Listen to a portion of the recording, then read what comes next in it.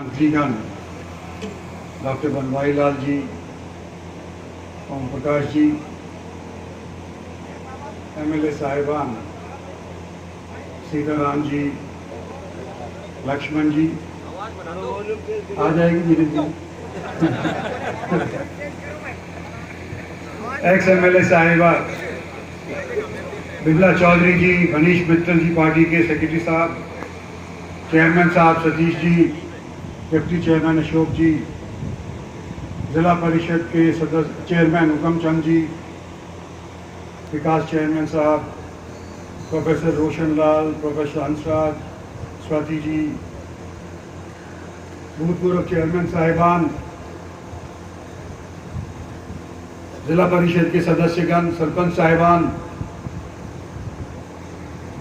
इलाके की आई हुई सरदारी, सम्मानित मंच, बुजुर्गों, माताओं, बहनों, लोग, साथियों, सबसे पहले तो मैं यूँ कहना चाहता हूँ कि भाई हमारे और आपके लिए ये होली जैसा त्योहार है। खुशी इस बात की है कि हमने और आपने एक प्रण लिया था और दिक्कतें बहुत आई, लेकिन आखिर ये सिरे चढ़ गया। और मेरा एक कहना है कि आज लोगों ने मेरे को कहा कि इंद्रजीत सिंह तेरी वजह से हुआ।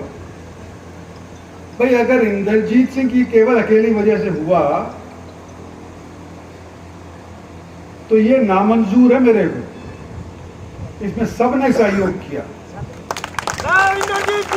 चाहे वो एमएलए थे, चाहे वो चेयरमैन थे, चाहे वो भूतपूर्व चेयरमैन थे। और सबसे बड़ी बात क्या है कि जब यहां कनीना का चयन होने लगा, हाईकोर्ट से भी जज आए और जगह से भी लोगों ने कहा कि भाई ये स्थान लो, ये दूसरा स्थान देखो, ये तीसरा स्थान इन दोनों से बेहतर है। और फिर आखिर में जाकर के जब कलम कनीना पे टिकी तो जो बाकी 2-3 स्थान के लोग और थे उन्होंने विवाद खड़ा नहीं किया। उनका भी सहयोग है कि भाई हमारे गांव में नहीं बना, कनीना में बन रहा है, तो हम आपत्ति दर्ज नहीं करेंगे। तो आज आपकी तरफ से उन लोगों का भी मैं शुक्रिया अदा करना चाहता हूं कि जो धरने पर लोग बैठे थे उनकी हां में हां उन लोगों ने भी मिलाई जो एक जमाने में यूं सोचा करते थे शायद हमारे यहां बन जाए। और जब ये बात हो गई तय कि कनीना के अंदर बनेगा तो बड़ा लंबा समय गुजर गया, 11-12 से लड़ाई चल रही है, 19 के अंदर भी इसका उद्घाटन हो गया था, लेकिन काम शुरू नहीं हुआ था। आज काम शुरू होने जा रहा है। और कनीना वालों, अभी चौधरी धर्मवीर सिंह जी कह रहे थे कि मैंने राजनीति यहां से शुरू करी। सही है, मैंने कनीना का जो ये कस्बा है, कनीना के आसपास की जो 23-24 और गांव हैं जो एक जमाने के अंदर एक हल्का हुआ करता था कनीना के नाम से, वो सारे के सारे जाटूसाना का हिस्सा हुआ करते थे, जहां से मैं पहली बार चुनाव लड़ा था सन 77 के अंदर और जीता था। और उसके बाद इसी हल्के से मैं हारा भी था। तो यहां पर राजनीतिक उटक पटक, दाव पेच अगर मैंने सीखे हैं तो मैं आप लोगों को ये कहना चाहता हूं कि आप लोगों की वजह से, और जो मेरे को सुनने में आ चुकी, पुरानी बात कह रहा हूं, कनीना वालों के लिए खास तौर पे कह रहा हूं। आज इतने आसपास के गांव के दूर दराज नादनों तक के लोग यहां पे आए हुए हैं, रेवाड़ी तक के लोग आए हुए हैं, नेतागण आए, सम्मानित मंच के ऊपर बैठे। जब मैं वोट मांगने जाया करता था तो गांव वाले लोग कहा करते यार हमारा थाना कनीना से परे करवा, अगर थाने के अंदर हम जाएंगे तो कनीना वालों की जब तक सिफारिश नहीं होगी तो हमारा काम सिरे नहीं चढ़ेगा। जो अच्छी चौधरी करीना वाला की कभी कहीं जायज काम भी हो तो करीना वाला की सिफारिश चाहिए। और आज जब करीना के अंदर ये तय हो गया कि सब डिवीजन यहां बनेगा तो भाई करीना वालों, तुमको भी बड़प्पन दिखाना है कि जो परंपरागत तौर के ऊपर तुम्हारा विरोध करते थे, करीना में ये नहीं होना चाहिए, करीना में वो नहीं होना चाहिए, वो लोग आने वाले 10 साल के अंदर यूं कहें कि हमारा काम तो करीना जाकर के बहुत सरल तौर के ऊपर हो गया। करीना वालों ने तो सिर्फ हमारे को चाय पिलाई, बर्फी खिलाई है। ना तुम ठोकर भी मारो, और बाहर गाँव वाला ठोकर भी मारो। तो मैं आज आपसे ये कहना चाहता हूं कि भाई बड़ा इखलास बना है। दो सरकारों की, मतलब 11-12 कांग्रेस की सरकार थी, 14 से हमारी सरकार है, दो मतलब पार्टियों की सरकार लांग की है, और जब जाकर के ये सिरे चढ़ा, तो भाई जब ये सिरे चढ़ा है तो कामयाब हो, ये मेरी मंशा है, मेरी हाथ जोड़ के आपसे प्रार्थना है कि एक दूसरे के साथ भाईचारा के तौर के ऊपर इसके अंदर काम करना, विवाद इसके अंदर ना हो, ये मेरी आशा है। और मैं उम्मीद करता हूं कि मैं आपका पुराना सहयोगी साथी हम सफर रहा हूं, तो मेरी आशा को आप निराशा में नहीं बदले। मैं साथ साथ ये भी कहना चाहता हूं कि पत्थर आज नहीं लगा, पत्थर 19 में लग गया, रिमोट कंट्रोल से लगा, आज वही पत्थर रहेगा। और भारतीय जनता पार्टी ने किसी एमएलए को उस टाइम के ऊपर जो थी,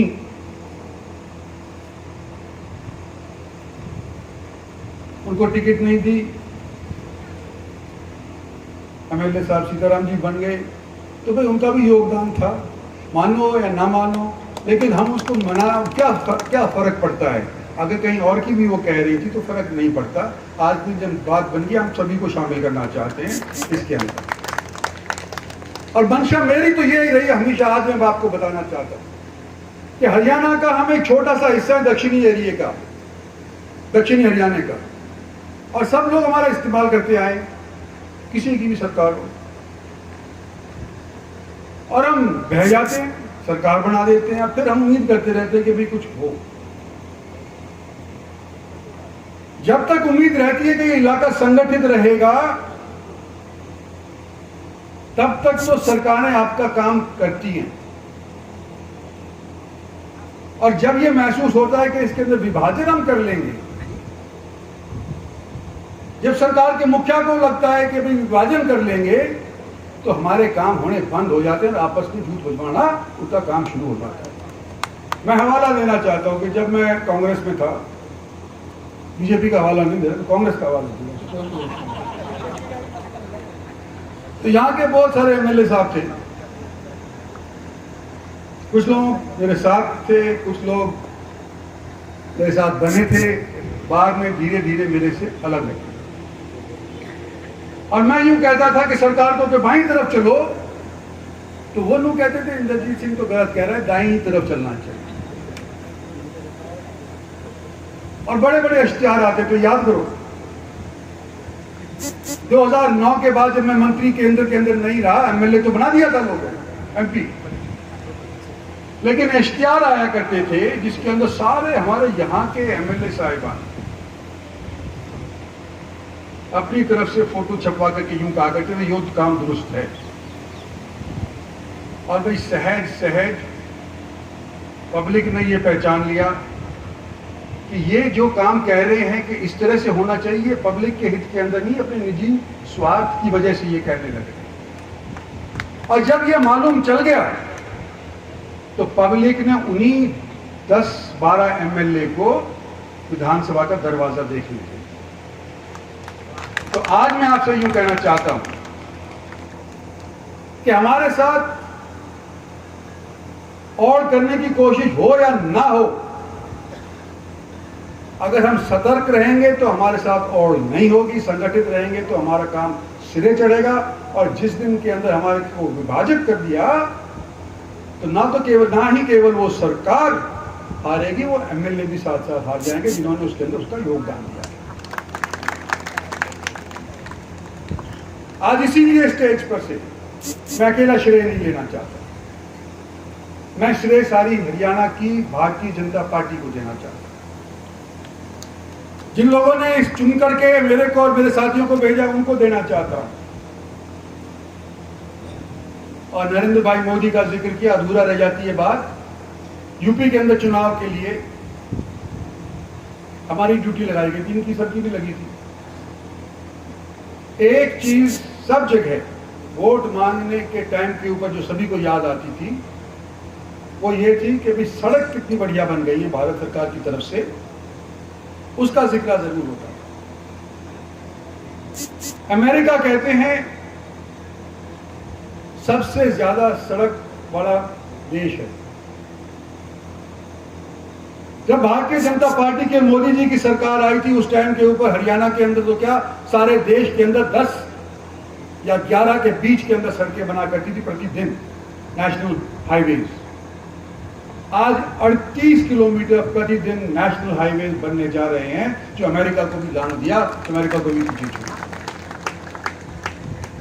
और हम छोटी छोटी 4 कदम की, 3 कदम की सड़कों का कहते हैं कि जी हमारी सड़कें यहां पर बननी चाहिए, गांव से गांव जाने वाली चाहिए हमारे। और प्रधानमंत्री सड़क योजना बीच के अंदर याद करो कि हरियाणा से गुल हो गई थी। जब ये हरियाणा समृद्ध प्रदेश है, यहां तो सब घर के अंदर बिजली है, यहां तो सब गांव के अंदर सड़क है, तो हरियाणा को प्रधानमंत्री की कोष से सड़क योजना के लिए पैसा नहीं देना चाहिए। और ये हमारी भारतीय जनता पार्टी की सरकार आई, जब दोबारा से ये लागू हुआ कि हरियाणा को शामिल करो, 4 कदम के, 5 कदम के, 6 कदम के जो रास्ते हमने बना दिए प्रधानमंत्री सड़क योजना के मार्फत, लेकिन उससे छोटे नहीं बन पाए, तो उसके लिए भी प्रधानमंत्री सड़क योजना की पैसे की मंजूरी भारत सरकार ने दिलवाई, ये मोदी सरकार कर दी।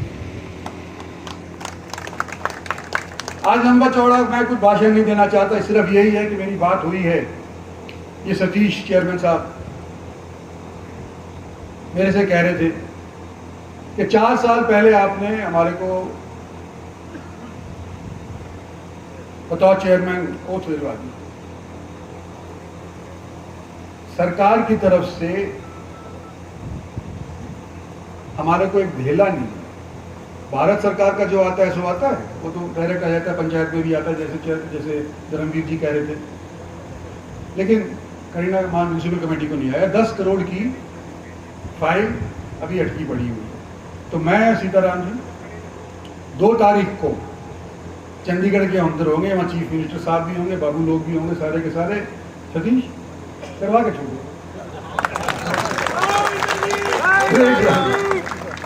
औरों की भी दरखास्त आई है,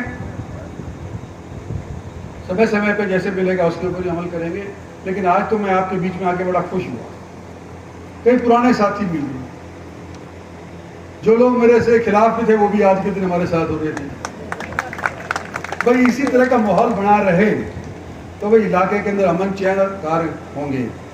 और अगर भाई मेरी टांग है जो जैसे धर्मवीर सिंह कहते हो, तो मैं तो वैसे ही कमजोर हो जाऊंगा, वैसे बुढ़ापा साथ साथ आ गया, दोनों चीजें चल नहीं पाएंगी। तो मेरे को अगर जवान रखना है, मेरी आवाज के अंदर अगर बल रखना है, तो कृपा करके संगठित रहो। और समय आने के ऊपर संगठित दिखने भी आप लोग चाहिए, चाहे किसी भी राज में। ये मेरी आप लोगों से उम्मीद है। आप लोगों ने हमारा मान सम्मान बढ़ाया, सभी का धन्यवाद करना चाहता हूँ। और उम्मीद करता हूँ कि यह आप लोगों के लिए एक बड़ा अच्छा तोहफा इस SDM ऑफिस यहाँ का बनेगा, रेवेन्यू ऑफिस यहाँ का बनेगा। यही उम्मीद के साथ आपसे इजाज़त देता हूँ। धन्यवाद और जय हिंद।